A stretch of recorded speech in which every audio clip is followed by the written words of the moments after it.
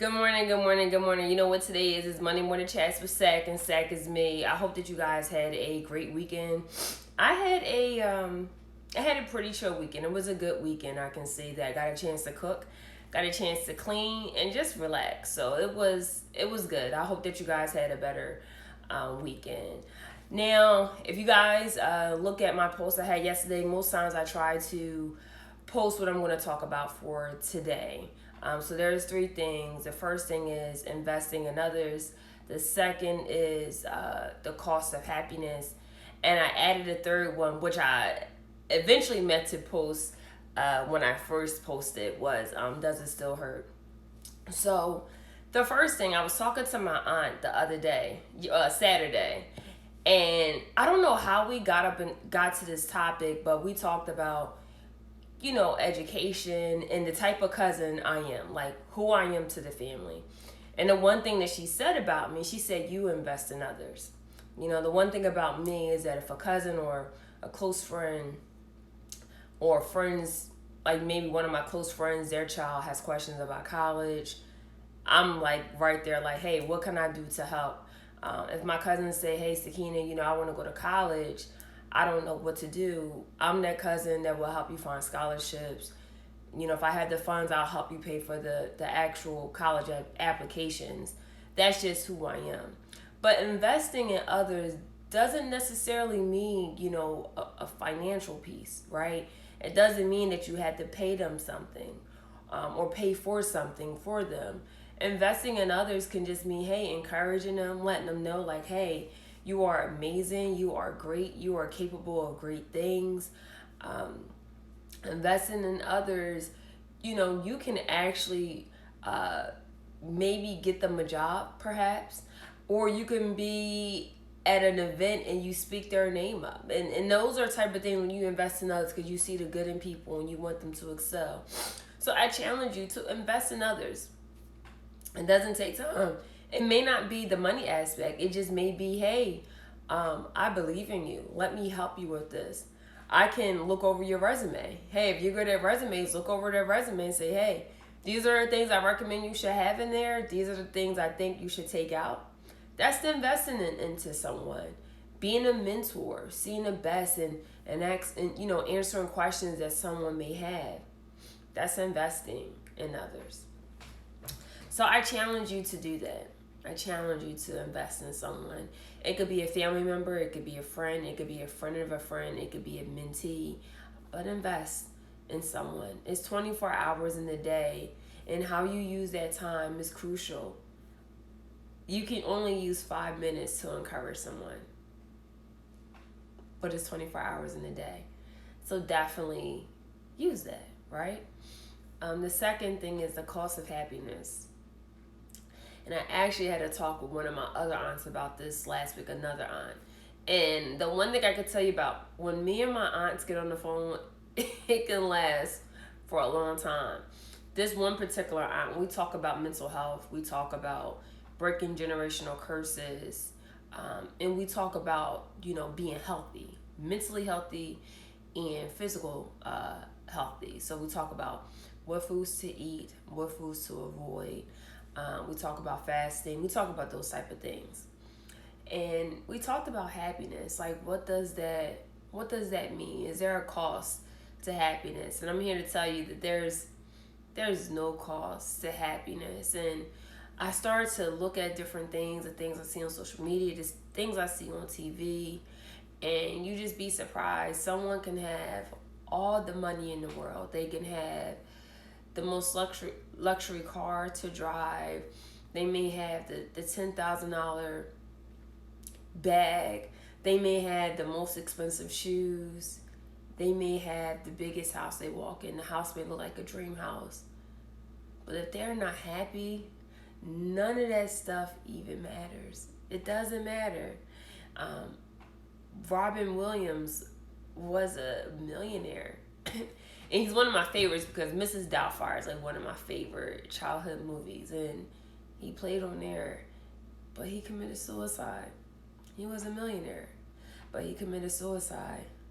There's no cost to happiness. And I'm here to tell you that you can have so much stuff. You can have the car, you can have the house, you can have all the clothes, you can have all that. But if you're not happy within, none of that stuff even matters. So my aunt gave me a definition of want. W-A-N-T. What does want mean? Lack of. And so when it comes to happiness, what are you lacking? What is something that your heart desires and you don't have it? Now, if you're unhappy about, the job that you're in, you can get another job. But I'm talking about that internal happiness. What is something that you may not like about your life that you want to change? Some people may not like their bodies. Maybe they're overweight. Maybe they're considering surgery. Or maybe you feel like you want some type of enhancement. Maybe you get, things done like cosmetic surgery to have this aesthetic that you want. But what is it? If you're in lack of, what are you lacking? And what are you doing to fulfill that? What are you doing to fulfill that? Lack of. What are you doing to fulfill that? But the cost of happiness, there is no cost. There's no cost at all. There may be people that see you and you may smile. You may not have all the things in the world, but internally you're happy. You're just at a good place. And people may not like you because of that. And I was telling my aunt that. Like, I remember when I was, in high school and, I would smile and I was just a happy person. I didn't have everything growing up, but I just made a decision to smile and just see the best in every day. And people will say, why are you so happy? Like, you don't need to be happy like that all the time. And I never understood why. Like, what did that really mean? And when I talked to my aunt about that, she said, sometimes people could be jealous, not because of the things you have, but your own happiness. They can see you smiling and wonder why they never smile, and they can envy that. But again, it comes from the lack of. What are you lacking? There's no cost to happiness. There's no cost. So what are you lacking? I never forget, this was 5 years ago. And I went to a happy hour in DC. I met up with some of my colleagues, some of my close friends, and we all went to the same law school. It was about 5 of us that attended Cooley. And we all met up at this happy hour in DC. 3 of the guys, we were at law school during the same time, really close, stayed in contact with each other. Another guy we met there didn't realize he graduated from our law school. He graduated probably about 10 years before I graduated. Had great conversations, talked about the different area of law that we practice and what are we doing in the city, where we are actually located at. Just a great time. And I remember it was another gentleman that came to the happy hour, did not attend our school, fine. And we were having a conversation. And everybody was telling him, where they work at, what they do. And he was happy for everybody. Like, oh, that's cool. That's cool. Never told him the firm that I worked at the time. I just said, hey, I practice tax. And then he told me, hey, I practice tax. So I was like, oh, that's pretty cool. That's pretty dope. And so he started telling me, hey, I have another interview coming up. I said, hey, I wish you nothing but the best. Like, you're going to get the job. And he was like, but the last interview did not work out. I didn't get the job. And I was like, oh man, I'm so sorry to hear that. And I was like, okay. And he asked me, like, well, what firm do you work at? And I told him the firm. He looked at me and was like, that's the firm I didn't get a call back from. And his whole demeanor changed for me. Like, he was happy to know that we both practice the same area of law. When I told him I got the job that never called him back, it was an issue. And then he started to go down his credentials. I had a 3.7 in law school, graduated from Georgetown. What school did you go to again? And then he started saying, well, your school is a 4th tier. It's a lower tier. I wonder why they didn't pick me. He said this to me. And I just looked at him like, wow, you were happy because we both practice the same area of law. But when I told you that I took your job, well, the job that you wanted, and I actually beat you out of the interviews, you looked at me differently and you couldn't be happy for me. And being happy for someone, it costs you nothing. It costs you absolutely nothing. My friends, my family, associates, my colleagues, man, I want the best for them. Even when we don't speak every day, I still want the best for them. I still want the best for them. I don't need to hate on nobody. I don't want to hate on anybody. I want the best for everybody. If somebody has something that I want, I'm going to still clap for them until it's my turn. And even when it is my turn, I'm going to still clap for them. But there's no need to hate. Um, Comparison, I think they said that's the thief of joy. So I don't need to compare my life with somebody else. That's taken away from my own joy that God's going to give me if I focus on somebody else instead of focus on what He has for me and just, walking in the steps that are ordered for me. But the cost of happiness, it costs nothing. It costs nothing at all. And so I want you to think about, the things that you really want in your life. What are you in lack of? Like, if there's something that you are in lack of, what are you doing to fulfill that? Be cautious of the people that are in lack of. People may like you, but they may not like the fact that you're happy. I don't know why. But whatever you are in lack of, I hope and pray that you get that. And be humble about it. And know that if you don't have it, you will have it. I guarantee you, you will have it. But it's okay to be happy for others. I never understood that. I'm happy for anybody that got exactly what they want. I'm happy for you. And you deserve it. You absolutely deserve it. So just think about it. The cost of happiness. There's no cost. You can have everything in the world, but if you have something internally that you're battling with, none of the materialistic things even matter. It doesn't even matter. There's no cost to be happy for somebody else. There's no cost. There's no cost at all. It's okay to be happy for somebody else. Like, that's absolutely okay. It's okay. The last part that I would like to touch on is, does it still hurt? I read something, it was a meme. I like to follow therapists on Instagram, and sometimes I look at some of the things they post. If my therapist is on Instagram, I'm going to find her and I'm going to repost everything that she has. But the one thing that was said, and this was so powerful, it said that it was a meme that said that if it still hurts, you still need to heal from it. And so I try to think about it like, damn, like that's pretty deep. If it still hurts, you need to heal from it. If it still hurts, you need to heal from it. And so I just started to think about things that hurt me. And I asked myself, okay, does it still bother me? Is it a wound that's still open that hasn't been healed yet? Sometimes we have these wounds and we put band-aids over it, but we never give it time to heal. Like, are you giving your wounds time to heal? Did you forgive? Or you still have resentment? Are you still struggling with something? Does it still hurt? Does it still hurt? And I just start thinking about things. And I'm going to tell my therapist too. I just start thinking about things in my life. Okay, box 1, does this still hurt? No, this doesn't still hurt. Box 2, does this still hurt? Yeah, this still hurts. So I'm going to make sure I keep working on this.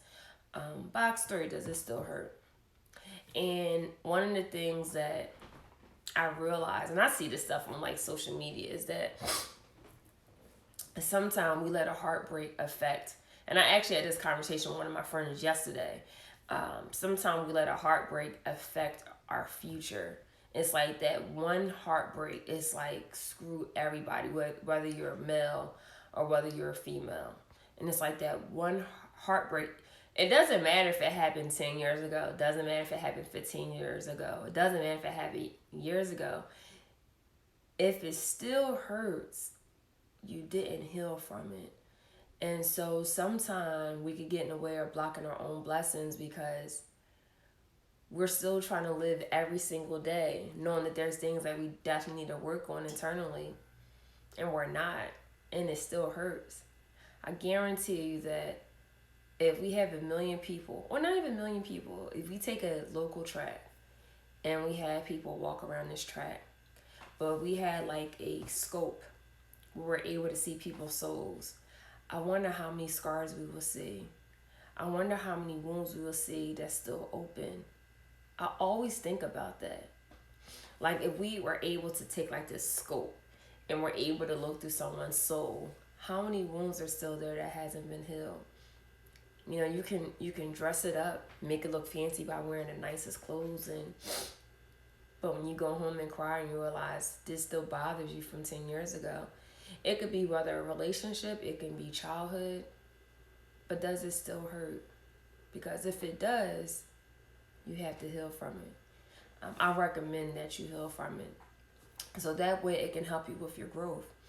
And I say that because many years ago, a couple years ago, I thought that this person that I so-called loved, I thought this is the person that I wanted to be with. I was very young. I thought this is the person, hey, God, this is it. This is it. This is the person that I want to be with forever. And God, I was young. I won't tell my age because my friends may get on here like, I know who you're talking about. So we're not going to do that. But it was some years ago, and I thought this was the person I wanted to spend my life with. Love the person. And I remember moving here, and I remember, you know, dating other people just to pass time, and thought like in my mind, hey, this will work out. And I realized this is not going to work out. We were just in two different places in our life, mentally and spiritually. And as I dig deep, I realized that was just a person in my life. That was just a chapter in my life. But that's not my love story. It's something that I learned from, but that was just a chapter in my book. That's not my happily ever after. And I realized there were some things I needed to work on with me. And I realized that, hey, I didn't completely love myself. There were some things that I definitely need to heal from. So me being in that type of relationship, I won't be able to heal. I need to heal by myself. And so once I realized, hey, it didn't work out, I cried. I mean, I was devastated. Definitely cried. And I thought like, hey, would I ever love again? Will I ever find somebody else? Like, what is it? Because I was just so stuck on this one person. And I asked myself, does it still hurt? Like, I had to really learn how to get out of that funk, out of that heartbreak. And I remember about 2 years ago, I did a prayer. It was a soul tie prayer. I did a prayer just asking God, like, hey, just release this person from me. I can still want the best for them, but there's no need to have contact with this person. Like, let me do this healing on my own. And I realized 2 weeks ago, it doesn't hurt. Because his name came up in conversation with one of my friends. And I just said, hey, how's this person doing? I hope this person is well. It doesn't hurt me. It doesn't hurt, and that feels good. So I challenge you that if it still hurts, I pray that you heal. Because healing is messy. You know, one day you're fine, and the next day you're just like all over the place. But if you're making progress, that's all that matters. And when you heal, you work on steps of forgiveness. And forgiveness is something that you practice every single day. It's not something that you practice just one day and you forget about it. But it's actually something that you practice like every single day. So if it still hurts, that means that it still bothers you. And if it still hurts, that means that you have to heal from it. But it's up to you to heal.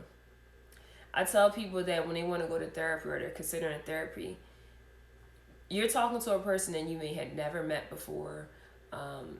You went to them for various reasons, maybe because you read their bio and whatever mental health issue that you're facing, whether it's anxiety, depression, child abuse, or maybe you're going through a divorce, maybe you are getting married, you need marital counseling, whatever the issue is, you pick this person for a reason.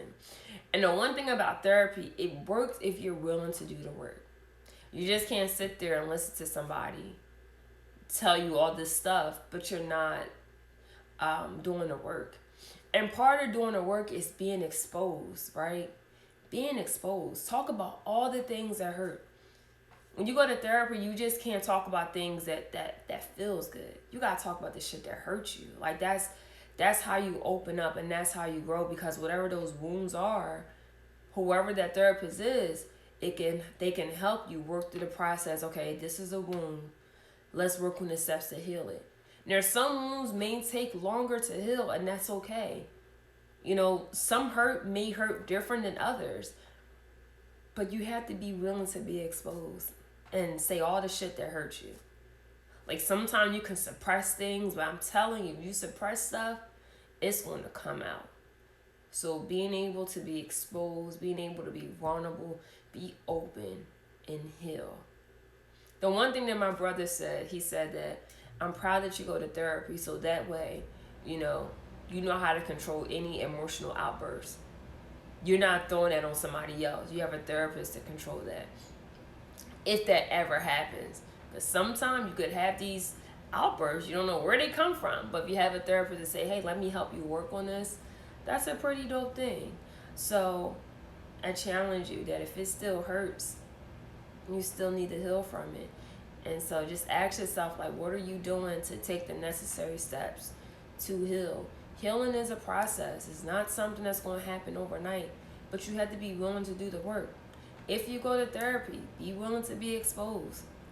I guarantee you come in therapy, you talk about one thing, but I'm telling you, talk about that one thing.